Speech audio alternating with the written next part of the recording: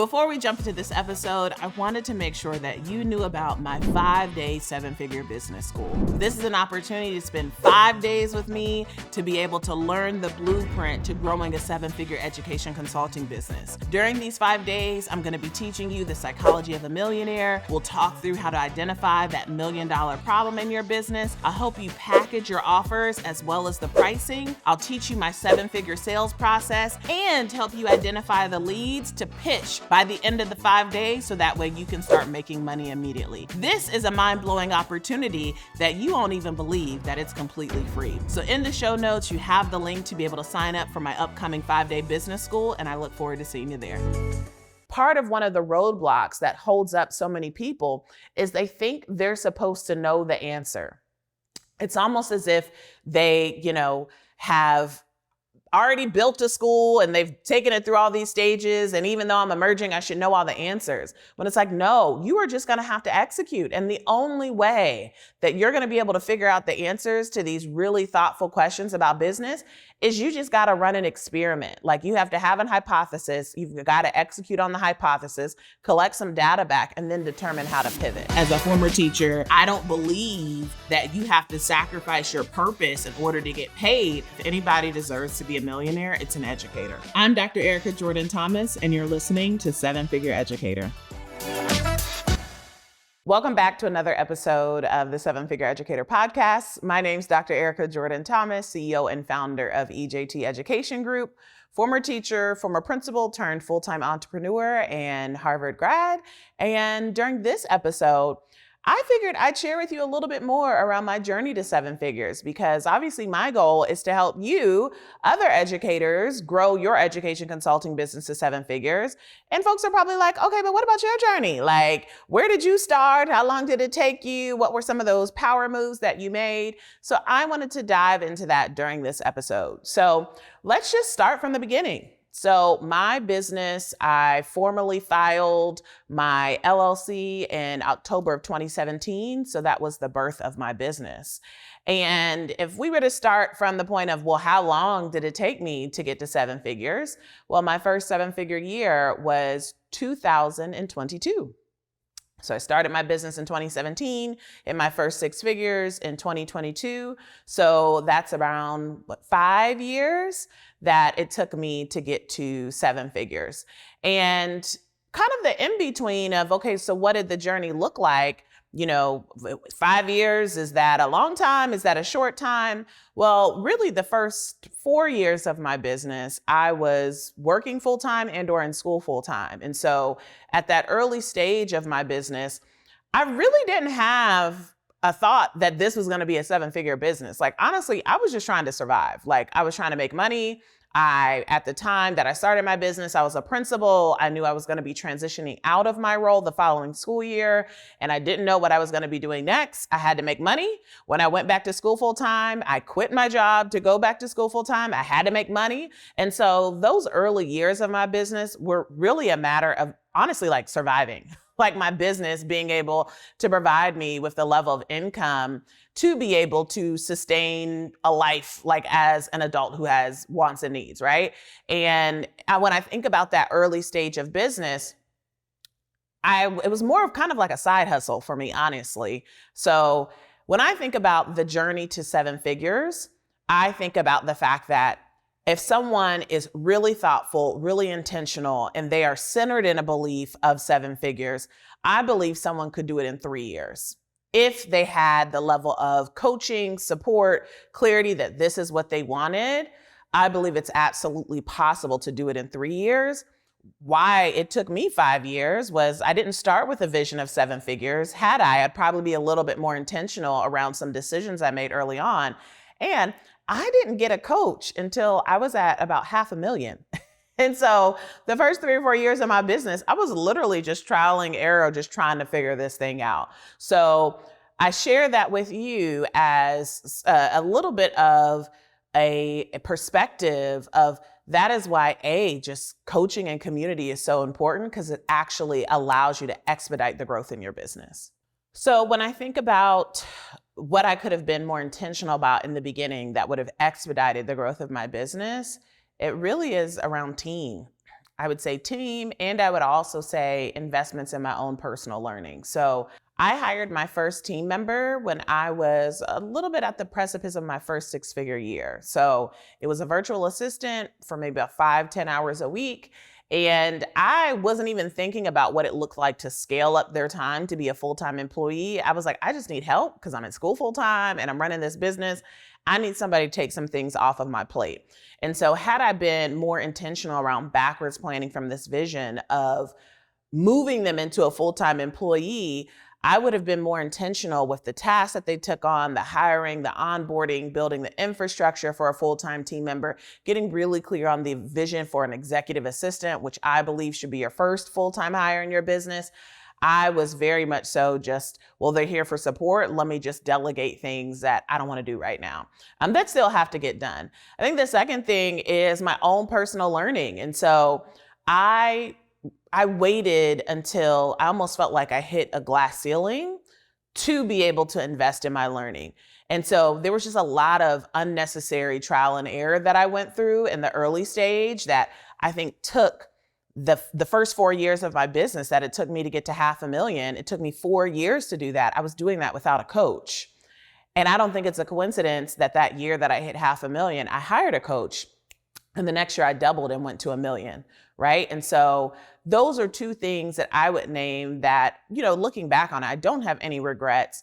And had I had a vision from the beginning of, I want to grow a 7-figure business, I would have prioritized what does it look like to start with the vision of having employees, and that will just naturally cause you to move differently. And I would have invested in coaching earlier. I know you're listening to this episode, and if you felt like you found your community, well, I want you to take the next step to join our community on Facebook. I have a free Facebook group, other Black education consultants just like you, and we're talking about proposals, we're talking about the next opportunity. People are collaborating and finding contracts together. It's an amazing, beautiful space that we've been able to curate, and I want to invite you to join. So go ahead and click the link in the show notes to be able to request to join my Facebook group, and I look forward to engaging with you there. So I've named a couple of times that when I started my business, I didn't have this vision of 7 figures. And part of that was because of the context I was coming from, right? So I was an educator. We are used to having this set salary schedule that you can't negotiate. You get paid based off of whatever band that you fall into based on either your degrees or based on your years of experience or both. And it is what it is. And on that salary schedule is not $1 million. Like there might be 6 figures on the salary scale. And when it is there, you have to work 15, 20 years in order to make 6 figures, right? So when I started my business, I didn't have this goal of 7 figures because honestly, I hadn't been proximate to this thought of 7 figures. Like I hadn't been exposed to what 7 figures could look like, even people just talking 7 figures. I was used to being in a district where people were celebrating getting a 3% raise, or people were celebrating, oh, I got after school tutoring that's going to pay me an extra $50 an hour, right? So it was a complete mindset shift for me.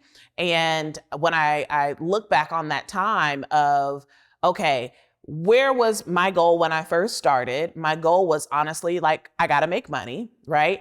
And when I started to make money and it was starting to come in consistently, and I started to invest in coaching, I started to get in more rooms and conversation with people building their business, I got exposed to this 7-figure conversation of 7 figures means team, 7 figures means automating your business, 7 figures means having offers that are one-to-many, not just one-to-one, right? And so being exposed to those types of conversations, now the goalpost has shifted, right? The goal isn't just surviving. The goal is, what does it actually look like to build a business that's rich in impact, but also build a business that's rich in revenue? And I think some people might feel guilty about saying, I want a business that's rich in revenue. And the way that I frame that is, okay, that means that I'm able to pay people well. I'm able to give people benefits. I'm able to have a really thoughtful PTO policy, a thoughtful maternity leave policy. I'm able to pay other people well. I'm able to pay myself well. I'm able to provide for my family. I'm able to give generously, right? So thinking about when the goalposts shift, part of that is redefining what impact looks like. And I think oftentimes in our community, and when I say our community, I mean educators, and I also mean Black educators, we disproportionately define impact as people or community, when we also need to start defining impact as money. Of like, yes, there are certain things where it requires people resources in order to move the goalpost, but there are some things that we're marching for that we could write a check for, right? And that's, what I really wanted to be able to position myself and my team for, is what it looks like for us to be rich in resources. And that means that we have to have a really thoughtful conversation around money. So one of the things that you'll hear me say over and over and over again, because I think it's that important to continue to iterate, is the fact that we as educators, we are business people. And oftentimes I'll be in community with other educators and they'll say, well, I know how to teach. I know how to create lesson plans. I know how to backwards plan a curriculum, but I don't know the business part. And I'm like, nope, stop right there. You actually do know the business part, because our role as educators requires us to have a disposition of sales, of marketing, of analyzing data, of looking at your numbers. These are all skills that are transferable to your business. And one of the biggest kind of aha moments that I had was my company was not my first 7-figure business. I'm a former principal and my budget was 7 figures. And so there were certain things that I had to do, certain skills that I had to exercise, which are the same things that I'm doing now in my business. So as a principal, I was really thoughtful around how to collect data, around how to see where all of our kids were across the building, to be able to best position myself to support my assistant principals, my instructional coaches, and my teachers around how we continuously move the bar of student achievement, right? So I had to actually see what was going on, which meant that I had to have really clear data structures in my school. Well, guess what? The same thing I have to have in my business. I have to clearly see what's going on, except now it's not a spreadsheet of student data. Now it's my profit and loss statement, where my money is the data that I need to be looking at, that I need to be analyzing, I need to be creating an action plan for, that I need to be using as a consistent data point to inform how we move and pivot in the business. We often say a lot of times in education, you have to create buy-in, right? If you're rolling out any type of new initiative, if you're doing anything new in your school building, you have to create buy-in. Well, buy-in is sales. It's the art of persuading another audience into taking some type of action, right? So in your business, you have to create buy-in for your target audience that's going to lead them through your sales process to the end outcome of client conversion. If you've ever sent a newsletter, whether it is a parent newsletter, whether it is a staff newsletter, a community newsletter, that's marketing, right? And so these are all the things where they're things that we already know to do as educators that directly translate into our business. I also think the bigger conversation that needs to be had is, how is it that we're required to do so much as educators, but we think so little of what we do, right? How is it that I can be tasked for running a school of 1,000 kids as a principal, but think I'm not a business person? Right? I think that's the bigger conversation that I think speaks to just the mindset shift that we have the opportunity to make as educators. So as an educator, I love the power of a good question, right? We as educators, we're very familiar with Bloom's taxonomy. We know that there are different question stems that then impact the depth of the question and therefore impact the depth of the answer that you're going to receive. And what I found in business is that the questions that you ask deeply matter. And when you're in the early stage of business, you're going to be asking those questions that are going to be on the lower end of Bloom's, right? They're going to be those, well, what does this look like? Or what does marketing look like? What does a sales strategy look like? You're asking a lot of knowledge-based questions because you're really just trying to figure out, what are all the components of my business so I can piece these things together. And as you continue to grow in business and you've built these foundations, now you're going to have to increase the complexity of the questions that you ask, because now it's just not a matter of a system, it's a matter of refinement, right? Where how do I refine my sales strategy such that I can increase my conversion by 10 to 15%? How do I refine my marketing strategy such that I increase my traffic by 20 to 30%, right? And so personally for me, in my journey of business, I noticed that the types of questions that I was asking, the answers I was looking for really became more complex once I hit seven figures, right? Because now it's not a matter of, well, what's the system? What's the CRM? What's marketing? What's sales? It's now, okay, I have these things in place and now I have to actually take it from good to great, right? So what does it actually look like to now increase our monthly reoccurring revenue? What are the levers that I have to pull on my P&L in order to increase my profit margin? Because yes, it could be cutting expenses, but on the other end, it's also increasing your income, right? And so as you're going throughout your journey, I want you to be thinking about what are the questions that you have been asking? And because you have this context of Bloom's, at what level of Bloom's taxonomy are these questions sitting? And part of your journey and growth to seven figures is you have to master those knowledge building questions, but then you're gonna have to recognize as your business continues to grow, there's gonna be higher level questions that you're gonna need answers to, again, which is why coaching is in community is so important, because we just don't have time to be trialing and error in our business. I know you're enjoying this episode, but I wanted to pop in really quickly to make sure that you know about my event, Seven Figure Educator Live. It is the only event for Black educators who have a vision of a seven-figure education consulting business, and they are ready to make that vision a reality. You have the opportunity to spend 3 days in person with me and my team in Atlanta, Georgia, and I guarantee this is a transformative experience you do not want to miss. So to grab your ticket, you're gonna need to head to sevenfigureeducator.com. Again, that's the number 7figureeducator.com and grab your ticket before the price goes up. The link is also in the show notes. Go ahead and click and I'll see you there. So one of the kind of analogies that I make in my head that I think it's really helpful to apply to business to help know what mind frame to step into is I think about the stages of a school, right? So there is this early stage of emerging, right? Like if you start a school or if it's a new school, you're in this emerging stage where there's so many things that are new, like you're just doing a lot of trial and error to be able to figure out, okay, what should our dismissal process be? What should our lunch times be? What should the master schedule look like? And you just know that after the first year, there's just gonna be a ton of learnings. There'll be things that you keep and there'll be things that you change, right? Because that's the power of the emerging stage is you just know that there are gonna be lessons learned and you apply those lessons learned. And then there's kind of like the building stage, right? Where it's like after you have those lessons of what is it, the actual core infrastructure of our school look like, now we're building on those lessons where if you're opening a new school and let's say it's K through 5, after those first kindergarten and first graders, it's like, all right, like we're still building, there's still gonna be a couple new things, but the core of our school, kind of the core processes are the same, but now we're kind of refining some of these other more nuanced systems in order to keep building, because now we got a new curriculum because we're moving on to second grade and now there's more developmental things that we have to think through, right?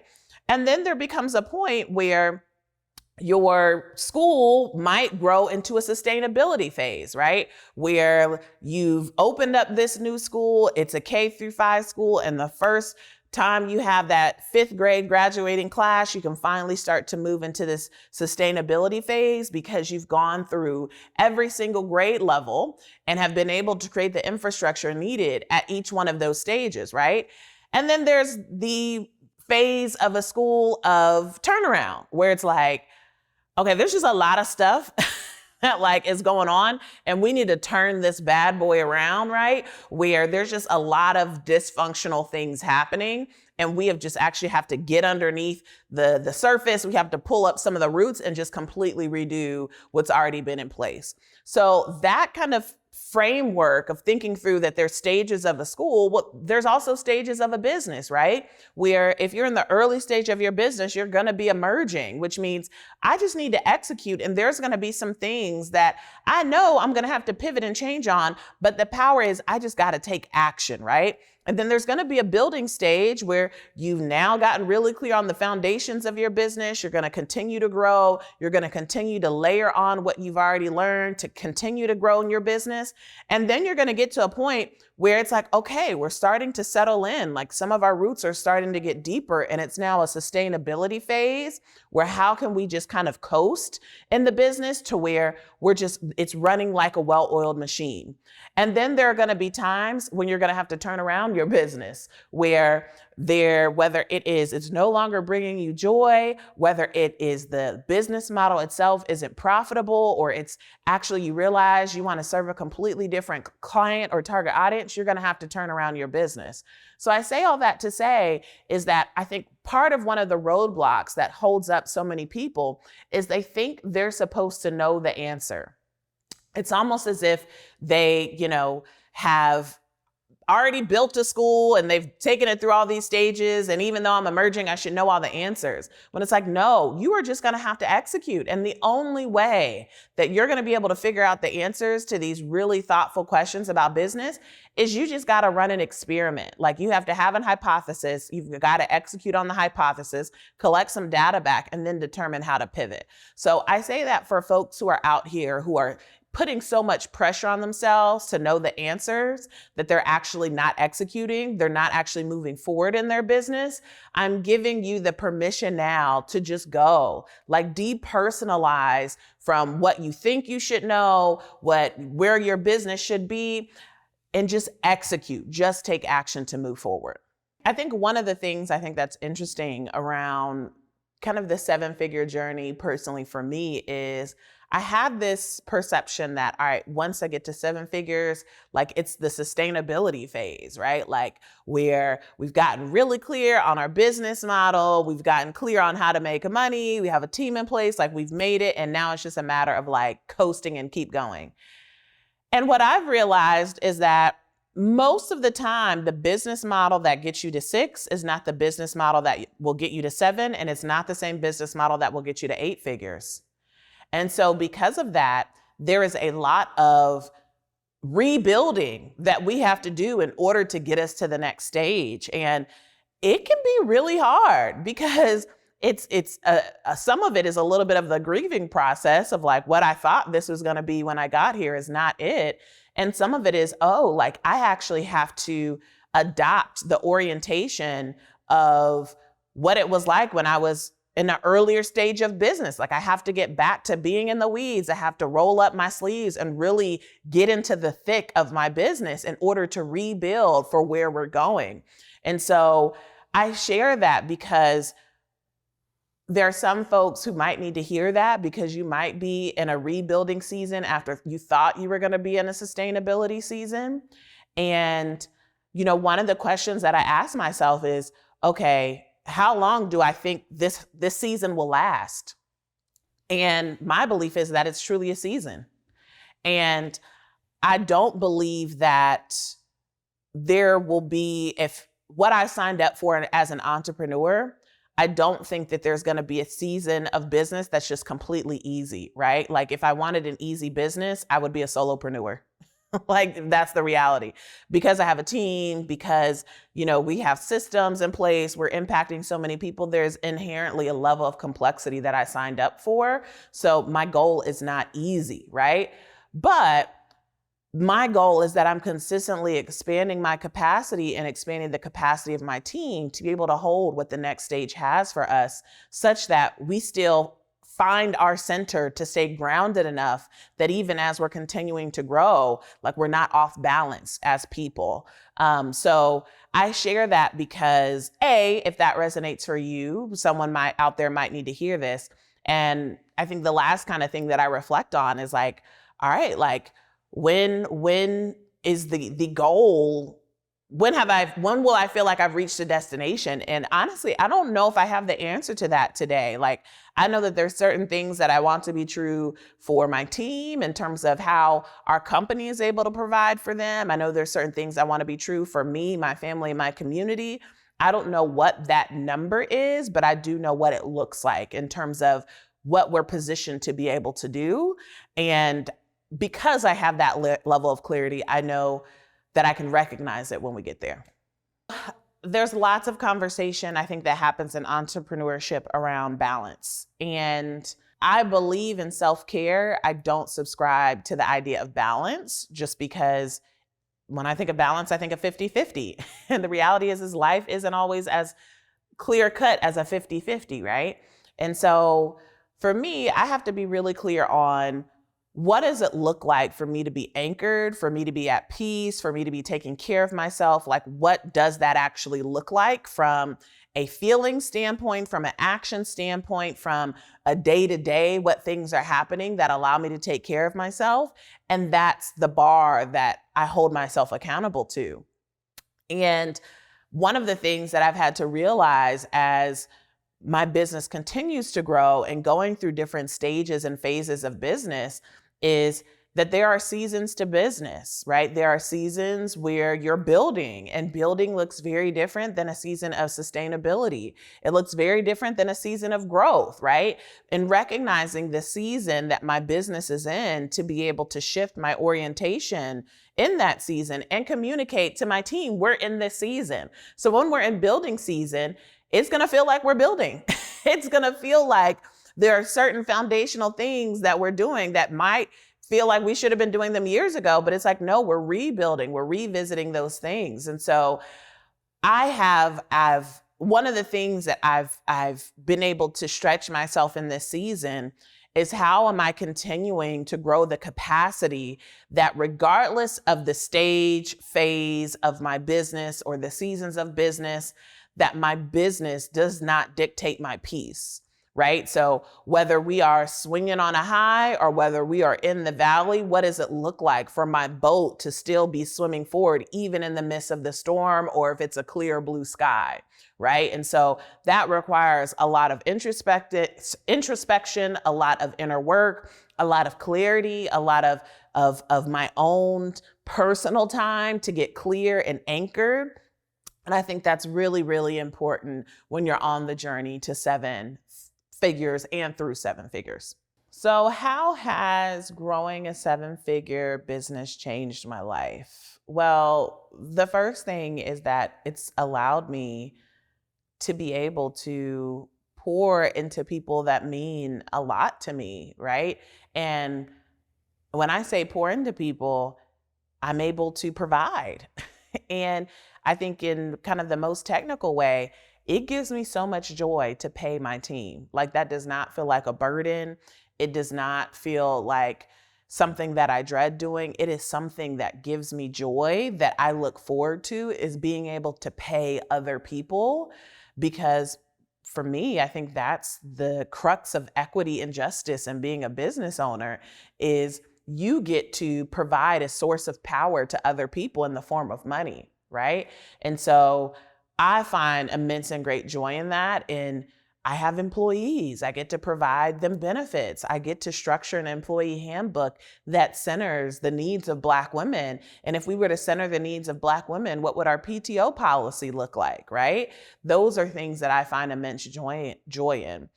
Providing also looks like I get to do things with my family that sometimes we've talked about and we said one day, and sometimes we just didn't even have the capacity to think that it would even be possible. And so an example of that is this year I took my mom on a trip for her birthday.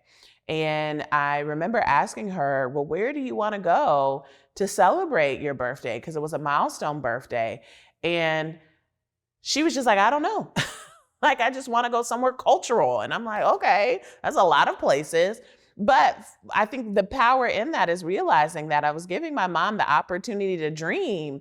And she just didn't have a lot of practice in dreaming, right? Because she had been really focused the majority of her life of showing up and providing for me and my siblings, right? And so now I get to co-dream with my mom of where should we go. And that led us to Marrakesh, Morocco. And we had a beautiful, beautiful trip together, created lots of lasting memories. And more importantly, my mom got to have an experience that was new, exciting, and joyful for her. And so when I think about 7 figures, I invite you to the opportunity of what's possible.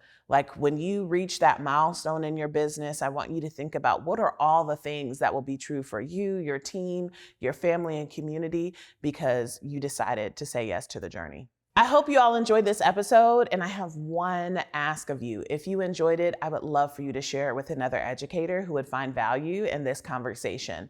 And while you're at it, go ahead and hit the subscribe button so that way you know when the next episode drops. We drop episodes every single week, and I don't want you to miss out on this powerful conversation. I'll see you next week. Bye.